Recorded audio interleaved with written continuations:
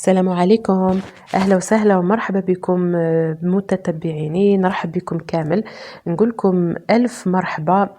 أزول في اللون إن شاء الله تيلم كل لاباس وتيلم دي صحة لهنا. اليوم جبت لكم وصفة قوة، وصفة هايلة.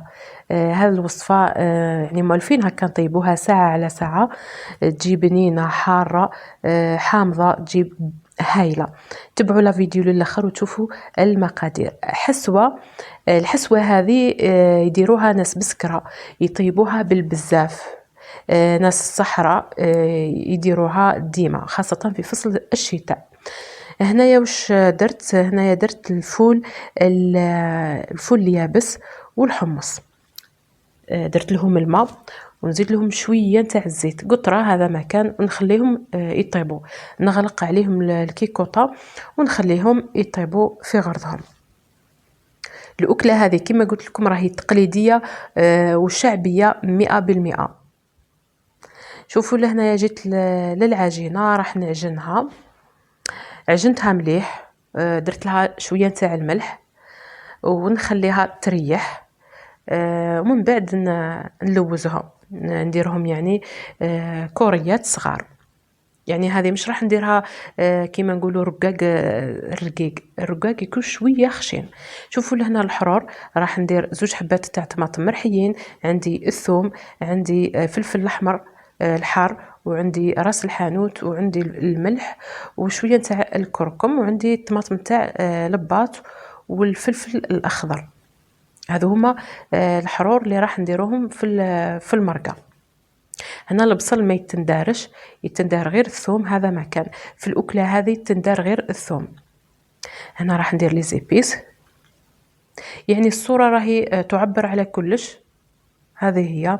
حبيت برك نعرفكم يعني على أكلات بلادنا، لانه كاين يعني اللي ما يعرفش الاكله اللي كيما هذه. هنا راح ندير الزيت والزيت كاين اللي يدير الزيت وشويه نتاع الشحمه، مي انا ما درتش، لانه يعني في الدار ما ياكلوش الشحمه. ما ناكلوش الشحمه، على بها درت الزيت، هذا ما كان. ونخليها طيب في غرضها. هنايا جيت العجينه نتاعي بعد ما لوزتها، راح نديرهم مركبات على شكل هكا، مركبات وحده فوق وحده. كما قلت لكم الرقاق هذا راح يجي شويه خشين. فوالا هذه هي. كما قلت لكم يعني كاين ناس ما يعرفوش الاكلات اللي كيما هذو، كيما الحسوه هذه بالتقريب نتاع ناس بسكره، ناس باتنا، ناس شاويه، وناس الصحراء، هما اللي يديروا الاكله هذه.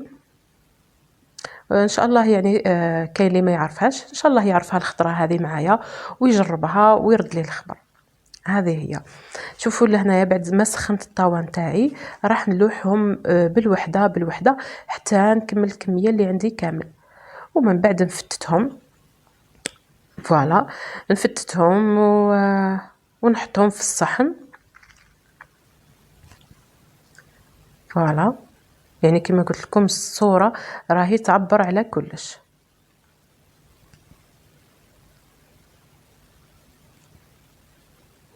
هنا شوفوا بعد ما طابت لي هذيك المرقه، يعني هنا كنت كملت الرقاق نتاعي بعد ما طيبته كامل. هنايا شوفوا المرقه راهي طابت سيبون. درت فيه كلش. هنايا راح نجيب الدقيق هذا يكون يعني الدقيق شويه خشين، كيما الدقيق تاع المقروض، ولا الدقيق تاع قلب اللوز، ولا يكون خشين ما يكونش رقيق. يعني يكون شويه خشين، هذا هو اللي تندار في الحسوه.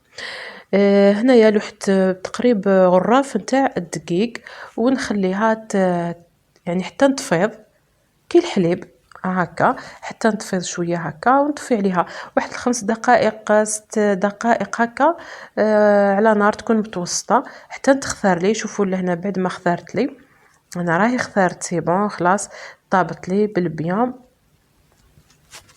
جات تشهي. شهيتكم في الجنة حبيباتي. هنا راح نزيد فيها شوية نتاع الدبشة، ونزيد فيها ثاني بوفتجوخ. اللي حب يدير، اللي ما حبش ما يديرش. انا هنا كان عندي بوفتجوخ، على بها زدت فيه باه يطلق هذيك البنه. شوفوا لهنا الرقاق نتاعي بعد ما فتتو جا هايل هكا درتو في الصحن اللي راح نسقي فيه. درك راح نسقي وتشوفوا كيفاه جا الطبق النهائي. جا ما شاء الله، جا يعني حار، خاصة الحرورية تلعب دور كبير كبير في هذه الوصفة. واللي ما يحبش الحار ما يكثرش، سورتو مع هذاك الفول وهذاك الحمص، وهي صحية ثاني، صحية 100%. ثاني حبيباتي، كاين اللي يدير الحسوة هذه يديرها بالفارينة، وكاين اللي يديرها بالسميد كيما درتها أنا. مي كي ديريها بالسميد أحسن وأحسن. الفارينة شوية تجي هكا ملكعة هكا، ما تجيش مليحة، ماشي كيما كي ديريها بالسميد تجي على حبة. شوفوا لهنا زينتها التزيين هذا، درت له شوية زيتون. الزيتون هذا كان عندي يعني مرقد، زيتون المرقد، وزينتها بشوية تاع الفلفل المرقد ثاني، شوية تاع القارص والدبشة. هذا هو التزيين نتاعها ما شاء الله. والله طبق شهي، شهيتكم في الجنة حبيباتي. ان شاء الله ينال هذا الطبق ينال اعجابكم، وتجربوه وتقولوا لي في لي كومونتير باللي جربتوا هذه الوصفة. يعني مليح الواحد يعرف وصفات بلادو من كل جهة، لأنه الوصفات بزاف، كل خطرة نتعلموا حاجة. إذا هذه هي الوصفة نتاعنا لنهار اليوم، إن شاء الله تنال إعجابكم. ما تنسوش أنكم ديروا لي جام وتفعلوا وتشاركوا في القناة وتفعلوا الجرس باش يوصلكم كل ما هو جديد. إلى وصفات أخرى بحول الله، مع السلامة.